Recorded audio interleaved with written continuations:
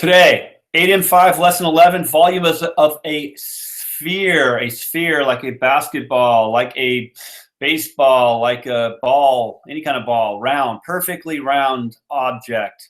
We are going to finish 8 and 5 today. Lesson 11 is the last one. 8 and 5 is the shortest unit of the year. Then we move into 8 and 6. So we are going to hit this one. It's going to be kind of quick too. Volume of a sphere, one formula, how to apply it. That's pretty much all. What is this dot doing here? Get that dot out of here. All right. And let's just hit it. Let's hit it. Let's go. Here we go. So we're going to just review a little. This is our last problem. This is our last homework help problem. Let's move backwards for a second and hit our. This is pretty much what we've done over the last 3 lessons. In lesson 9, we learned the volume of a rectangular prism and did a few other things. But basically, the volume, the amount of water you can fill inside a box, or how much air would fit inside a box, the volume is the length times the width times the height, or the base. This orange space being kind of the base, the area of the base times the height. Either formula will work to find the volume of this prism. Just multiply those numbers together. Then we moved on into lesson 10, and then we learned that the volume of a cylinder is the same as the volume of a rectangular prism. It's the base times the height.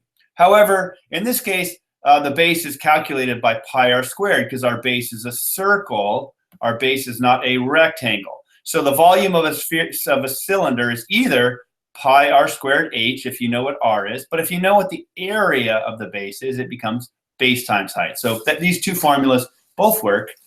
Then we moved on in lesson 10 also to find the volume of a cone. So if we have not a cylinder, which has 2 circles on each side, but instead has a point on one side called a vertex and a circle on the other side, you would think of these as like a upside down ice cream cone, or maybe a hat, but the volume is the same as the volume of a cylinder, except it's multiplied by 1/3. So it's 1/3 of pi r squared h, where r is the radius of the base, or it's just 1/3 of the base, this circle, times the height. Okay, now in today's lesson, we're going to learn our final volume formula, which is the volume of a sphere. This one is kind of like the volume of a circle, right? The area of a circle, right? The area of a circle is pi r squared, for those of you who recall this 7th grade standard. But of a sphere, it's pi r cubed. Why is it cubed? Well, it's cubed because it's 3-dimensional. So we got to multiply it one more time by the radius. That's not the real reason, but you can think of it that way. So we got pi r cubed, but it's not pi r cubed. It's just it's this weird 4/3 thing over here. So you got to remember it's not pi r cubed, but 4/3 pi r cubed. But you're 8th graders, so you'll find some ways of remembering this little distinction over here. Okay, so we're going to work today and really focus on this formula. We're going to do 3 homework help problems, and then we're going to call it a wrap. Okay, again, here's the summary of the last 3 lessons, including today's lesson, and let's just move on and look at this question. So we know that basketballs have a diameter of it's really about 30 inches, but we're just going to call it 30 inches today. And then what is its volume? Okay, so I'm going to let you pause and try this one and apply our formula. I'm going to write our formula over here for those of you who haven't memorized it yet. 4/3 pi r cubed, and that's our volume. Now remember that this is a diameter. A diameter of 30 inches is not the same thing as a radius. So I want you to pause and try, knowing you have to calculate the radius first from this diameter. Okay, I assume you're back, so let's just do our calculation. So I'm just going to look over here, volume 4/3 pi r cubed, but our radius is not 30. Our radius is half that, right? Because our radius goes from here to here. So our radius is 15 inches. It's half the diameter. So our volume simply becomes 4/3 pi r cubed. Oops, not r cubed. We now know that r is 15 cubed.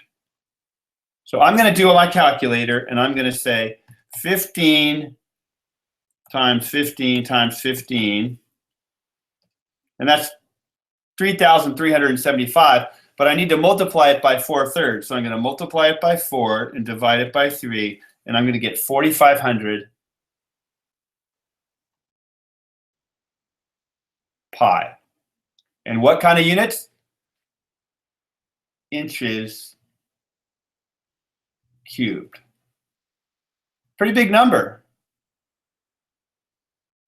Pretty big number. A lot of little boxes of inches, but you know that's what will fit in there. Kind of more than I would have estimated, but it's the real number. And so we'll move on, and we have a couple more problems to go. Now in this problem, we're looking for an estimate. So here's the deal on this problem. We have all these little water balloons. Okay, let me just show you these water balloons. We have these little water balloons, and I'm going to tell you they're perfectly circular. And we have lots of them. We have lots of these water balloons. And then we have this bucket. In the bucket, this is our bucket. And it's got a radius of 6 inches from the middle to the side, the radius, and then it's 10 inches high. So my question is, I want to come over here with these water balloons that have a volume of water, and I'm going to break them. I'm going to break them and put the water straight into this bucket. So the question is how many of these water balloons am I going to need to break to put into this bucket? So what we're going to need to do is you're going to need to do some volume figuring on this bucket and some volume figuring on this water balloons. So I want you to pause and try this problem. Okay. And this is fun. This is a game that we actually have played this game before at school, where you had to break water balloons into a bucket. So you had to have people doing a relay race carrying a water balloon and then breaking it into a bucket and then seeing how long it would take to fill the bucket. Well, it'd be also interesting to know at the beginning, how many water balloons would I need to start with to fill that bucket? So let's see. So the volume of one water balloon. The volume of one balloon is equal to 4/3 pi r cubed. So that's 4/3 times pi times 3 cubed, which is equal to, I'm going to take out my calculator. Well, I actually don't need it. I can say it's 4 times, watch what I do here. 4 times 3 times 3 times 3 times 3 over 3 pi. Because that's 4/3, 3 cubed. Look at this. I can just cancel. And I know what 3 times 3 is 9 times 4 is 36. So this is 36 pi. That's really neat. And now I'm going to estimate it. Well, let's just leave this here for right now. That's one water balloon. That's one balloon.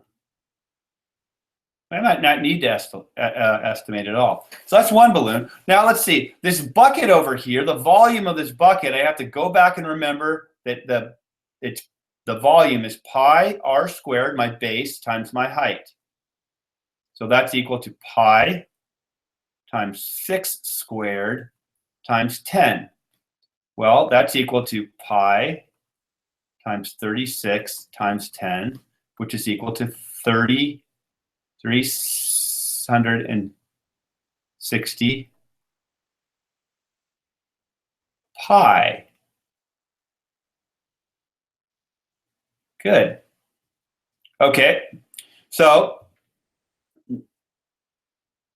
now pi r squared h. Yeah. Okay. So that's my volume of my bucket. So now I have to see how many of these would it take to fill this. How many?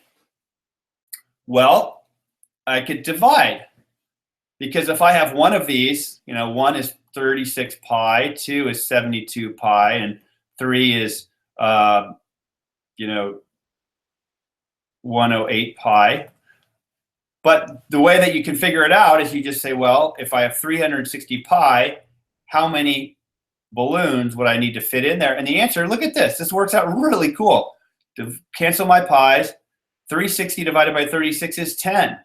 So my answer is exactly 10 balloons. 10 balloons. All right. Moving right along. I didn't even have to estimate or use 3.14 for pi, because I could get an exact answer here. So sometimes when you can get an exact answer, don't even use your estimate, because this actually became easier. If I would have multiplied by 3.14, I would have ended up with decimals and just a big old decimal mess. All right, let's go to our last problem. And this is a question, is what volume, this is an ice cream cone. Maybe most of you have eaten ice cream at some point in your life, but we want to figure out what ice cream volume will this cone hold. Now remember, on an ice cream, you have ice cream down here inside the cone part, and then you have ice cream up here on top. Now let's look at what shapes we have here. Whoops, I just erased my inches. So this is 1 inch. So I have two shapes here. I have on top, I have half of a sphere. And on the bottom, I have a cone. So the volume of half a sphere, let's think about it. Think about what that might be. I want you to pause and try, and I'll give you the first, if you need help, you can go through to the first break, or go past this first break here. But I want you to pause and try and see if you can figure this out. Okay, so I assume you're back. Some of you may not have figured out how to figure out what half a sphere is, but half a sphere would just be a half times the volume of a sphere. So a half times 4/3 times pi r cubed. We just find the sphere volume and multiply it by a half. Okay? So let's figure that one out, and then let's figure out the volume of this cone, which is equal to 1/3 pi r squared h. Okay, good. So the sphere is going to be 1/2. This is the we call it a semi-sphere. A half a sphere times 4/3 times pi r cubed. So that's a half. This is boom, boom, 2. So that's 2/3. And r is just 1 pi times 1, because 1 cubed is 1. So that's 2/3 pi inches cubed. So that's the part on top. 2/3 pi inches cubed on top. So now the cone portion has 1/3 pi r squared h.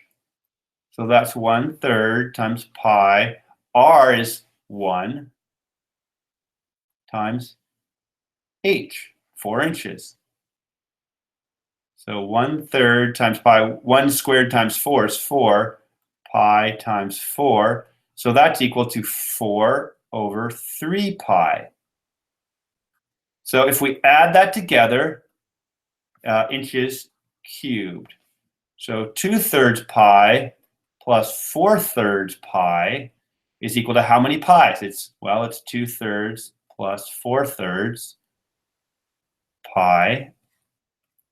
And so that's 6/3 pi, which is equal to 2 pi inches cubed, 2 pi cubic inches of ice cream. All right, that's all we have for today. We just did 3 problems, all kind of using our different there's different uses of the volume of spheres, how we can look at a sphere if we know the diameter, we know the radius is half that, and that's what we want to use when we're calculating volumes. Sometimes we need to know what half sphere is. So we take the volume of the whole sphere, like in this ice cream case, and then divide it by 2 or multiply it by half to get half of it. Or 3, we sometimes have shapes that are one size, like a sphere, and we need to figure out how many of them would fit into another shape like a cylinder.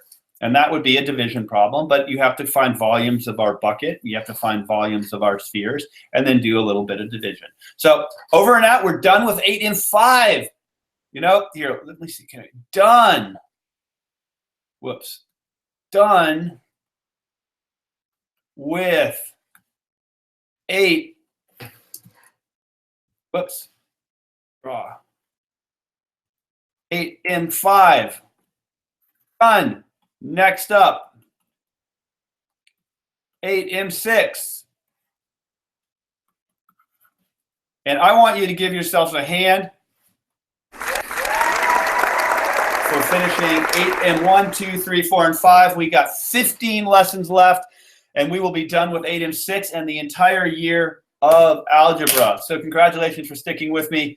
Tell your friends about the videos if you like them. Send me emails or leave me messages on YouTube if you need some help or think that there's some improvements I could make.